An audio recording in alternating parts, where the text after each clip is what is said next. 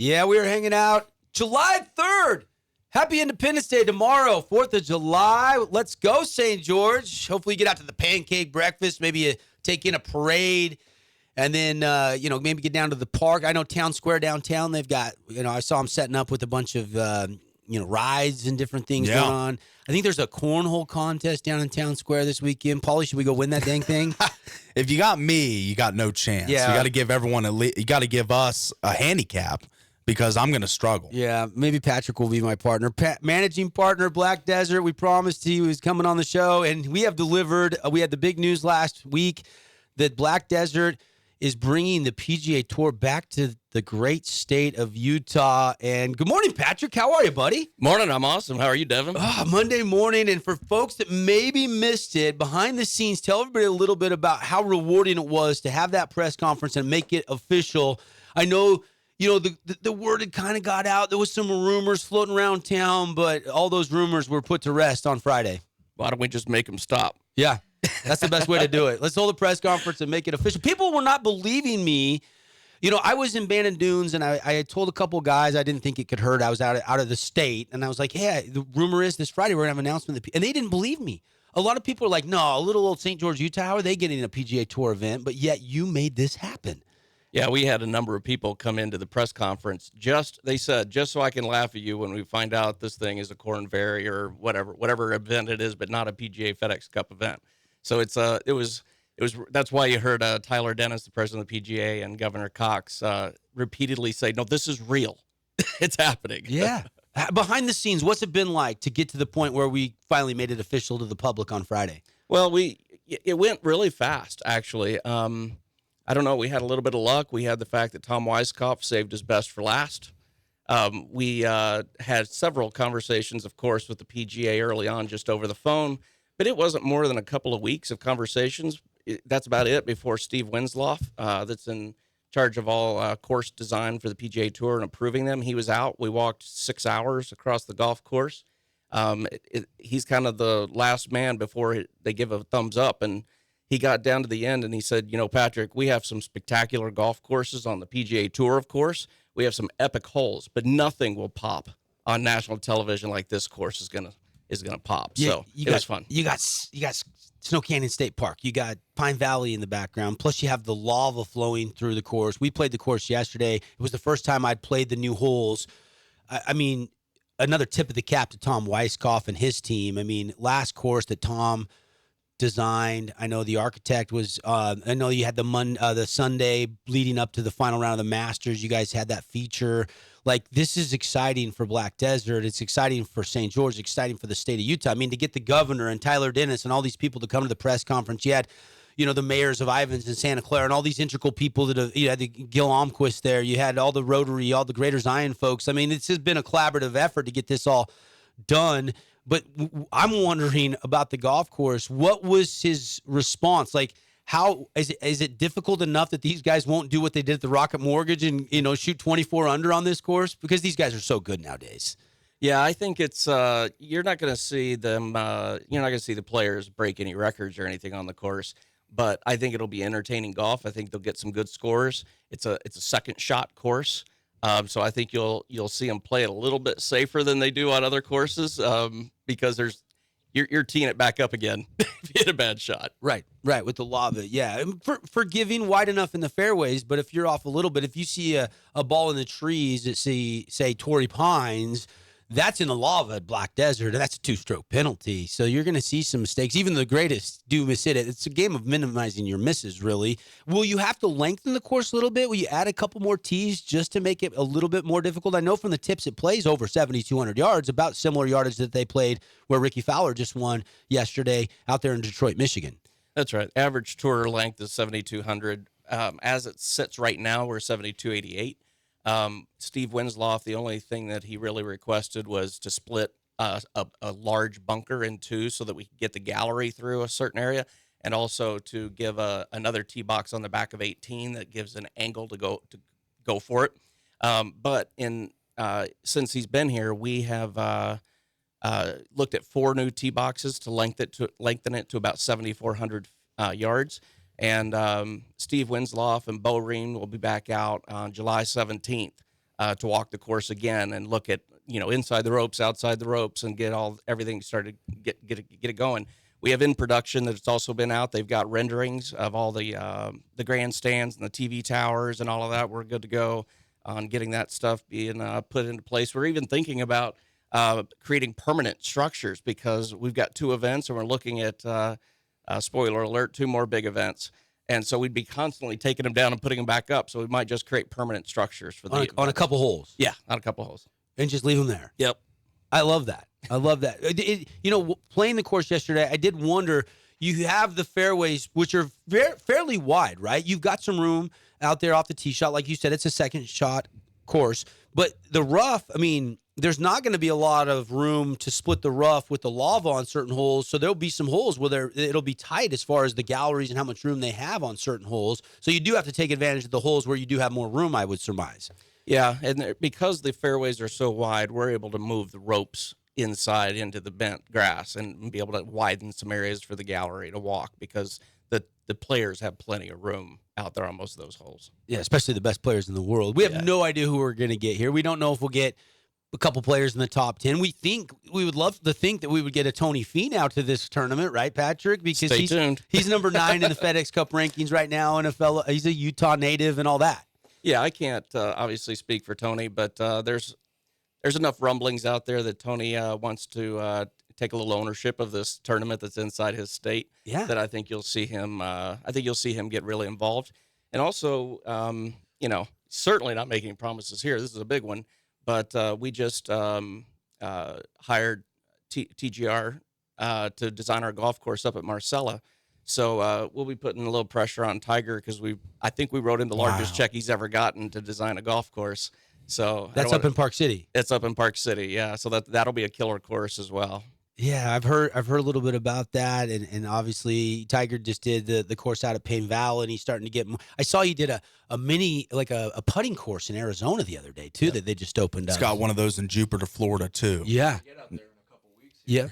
Yep. So that's exciting. If Tiger Woods came to St. George, Utah, people would definitely flock from all over the country because he hasn't been playing very many events, and we don't know how many he's planning on playing the remainder of this year, if at all, and next year that remains to be seen. But that would be really something, wouldn't it, to get Tiger Woods to St. George, Utah? Like I said, no promises, but we do have at least some reasonable leverage. We should at least be able to get in his ear for the multi-millions of check we wrote him for the course design. Yeah, there's some cool. I could see you doing some cool storylines with some of your sponsor exemptions too.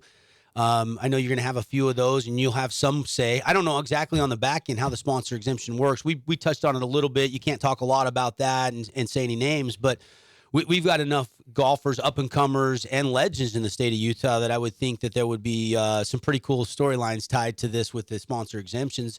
Can you comment at all on that? Well, yeah, I think this is one of the most fun things about this whole thing is how can you take some kids that are up and coming and give them a platform to be able to show what they can do, their skills. We certainly want to have a really, really Utah-centric direction to all of this. You know, I know Jadon Blake's got 499 career PGA Tour starts. One more would be 500. That could be a really cool storyline. Yeah, that's a good one. I mean, Brad Sutterfield with Utah Tech having their home course there. There's got to be one player there that maybe we give a sponsor. I'm spitballing here, but you look across the state. You look at Simon Kwan just winning the state amateur. That's Johnny Miller's grandson. I mean, there's the stories go on and on and on and on. Peter Quest, what he just did, tied fourth yesterday, Monday qualifier. Now he's going to be playing in the John Deere Classic. We're a year plus away from this event. What can you tell us about the time frame of the tournament? We know it's going to be sometime next fall. That's all we know. Fall of 2024. That's right. It's we're looking at the fall schedule hasn't come out yet for the PGA Tour, so I can't talk about it too much. But we're looking at the first part of October. Will be the Black Desert Championship. The target date. Yep. Until the PGA Tour makes it official, though, we got to wait to change. Yeah. Yep. And Patrick, as someone who's gone to the Shriners in Vegas and seen the reception of the Southwest for the game of golf, what has the reception been like for you since the announcement, the last 72 hours, whatever it's been? What has the fervor been for this event? Totally blown up. Phones are ringing off the hook at the pro shop. The website's hanging by a thread. we haven't even announced the Black Desert Championship. Let's see, it's blackdesertchampionship.com. But somehow I've Googled it 20 times. I can't find it. It's but we crashed. have like 500 people that have requested VIP tickets. And, Wow. and I don't even know how they found the website. It hasn't even been announced to the public. No, and I can't even find it myself. And yet they're already requesting tickets. All right. But you love that. Oh, of course. It Yeah. shows the fervor. Absolutely. That encapsulates my question right there. There's so many people that want to come to this. What do you expect the turnout to be for the first couple days? If you were to estimate this far out, obviously not a ballpark number. I'd say probably a 15,000 a day. So right in there. We're planning on doing something a little different. You get on Ticketmaster. It's not ready yet, but you get on Ticketmaster and buy a ticket. We want to do every year, 2024, 25, 26, have a limited edition hat for Black Desert Championship licensed to PGA Tour. And everybody who buys a ticket, a hat comes in the mail to them. And so that we can get 15, 20, 25,000 people up north wearing their caps proudly and a year ahead of the tournament. I'm sure your team's done the research. What is the circumference of people that will, I mean, people will travel to a PGA Tour event from anywhere. They can schedule a vacation around it, a golf trip around it. I mean, that's what we used to do when we go to the U.S. Opens is we go out for a week and we play golf on the way out there. We go to 2 rounds and we play golf and we come home. I mean, with all the other courses right here, Mesquite close by, I got to believe people will come from all over. But is it like 200-mile radius, 250-mile radius, 300-mile radius? What is your main audience for this event? Yeah, typically if you're in a larger setting, if you're in California, or then you're usually looking at about 200 miles.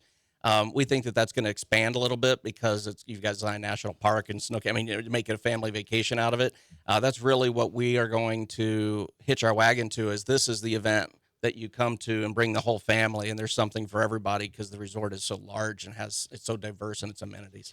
Let's do this. I want to play the governor. This is the governor of the state of Utah, Spencer Cox. This is Friday from the press conference. We're going to play the clip. I caught up with the governor after the press conference, and then we'll get Patrick's reaction to the governor. Here's what he had to say on Friday.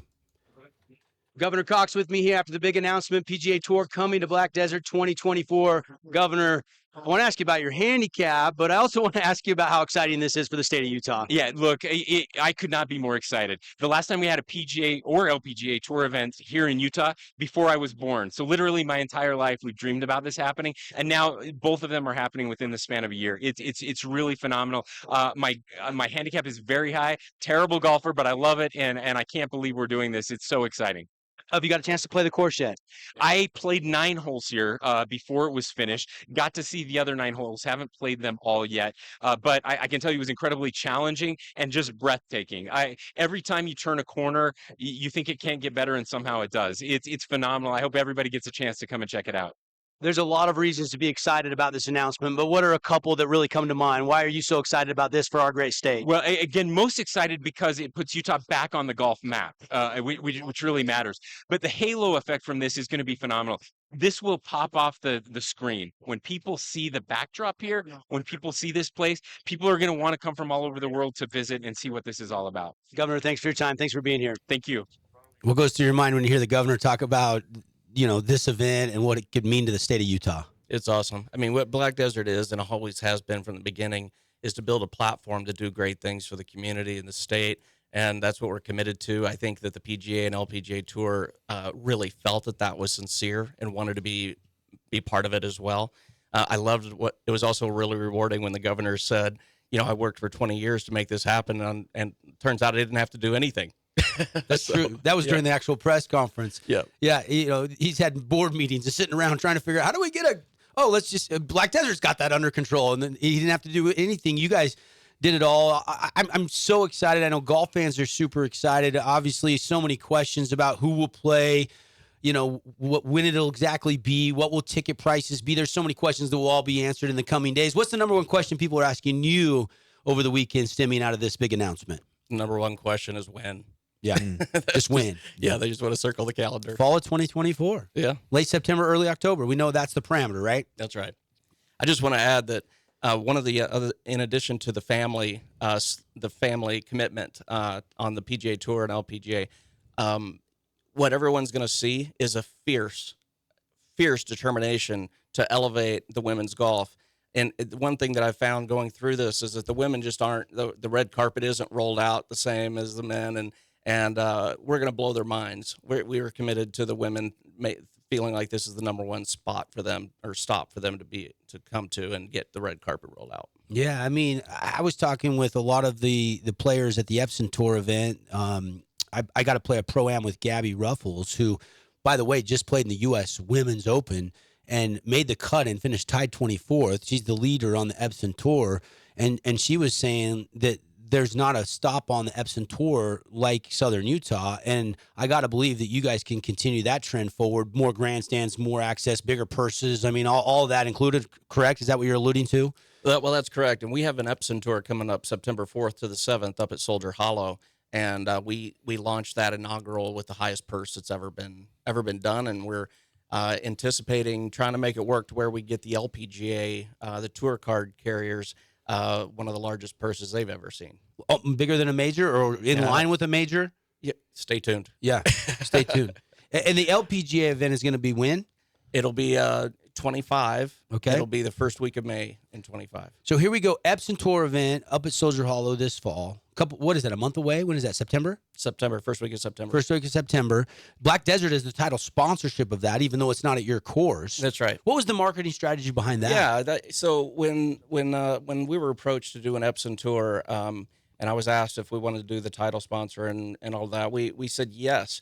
And the thought was to have it a year or two up in northern Utah, get eyeballs on the women's event up there, and then bring it down to Black Desert and bring those eyeballs down with it, and so that they start following it now up north and can see it happening in the future in the south. I love it. Patrick Manning, our guest here live on a Monday morning. And any other questions for Patrick, Paulie? This is exciting news for Southern Utah. You know, this is exciting news for restaurant owners, hotel owners. Economic impact. That was my next question. Is I can't even estimate the boom that this is going to do for this area, bringing 15,000 people a day through the gates and even more to the area. I mean, what kind of impact are we expecting from this event? I mean, I don't know if it's chartable, but maybe you could give me some kind of an idea. It's been estimated about a $45 million, $50 million economic impact annually. And then, but also the halo effect that Governor Cox alluded to, that it's not just during tournament week. That's tournament week. It's also year round. People are going to be coming here to play the course and to see the area after they've seen it on television. I believe more people will be coming to the parks and seeing firsthand what's here. And also it's a $70 million media buy. So there's $70 million worth of dollars spent on this tournament. Which is huge.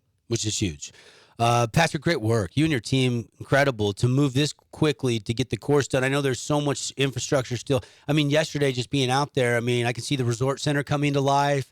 I'm sure if people don't know, give everybody just a little overview of when it's all done, they're going to see that's also going to be amenities there at the golf course other than the 19 holes, because you do have a little par 3, 19th hole. Right.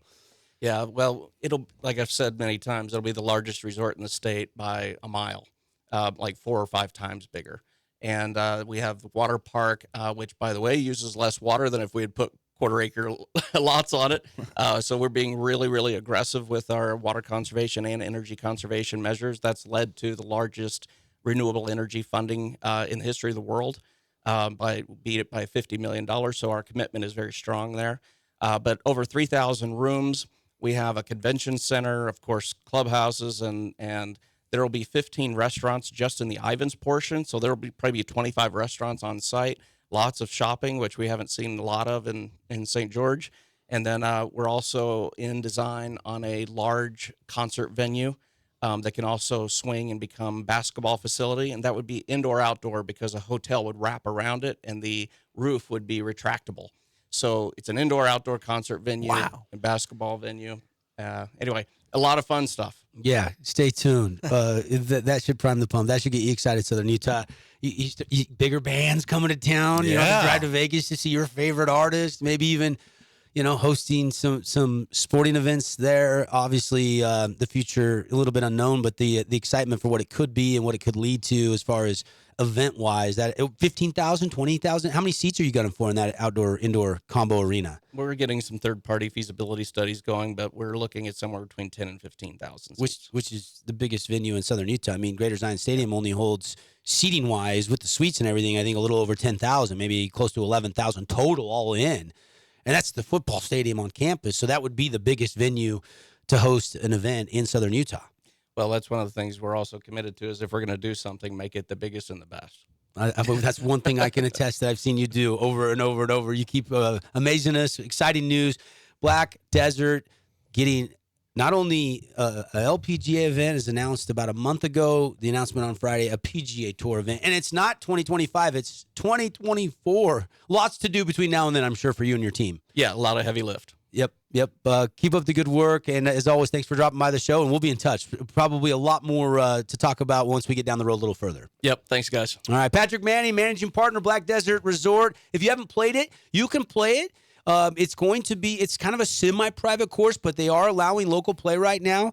It was great because you $250, you can go play the course. You're getting a tour quality course. The bent greens are phenomenal.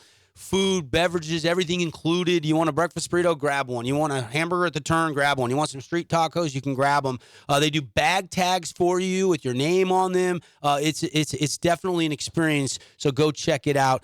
Check out the website or give them a call. Black Desert Resort out there. It's fantastic. And the big news, obviously, big for local sports fans. We got to take a break. We'll come back. We'll wrap up a Monday edition of The Drive right here on the Fan Sports Network. Stay with us.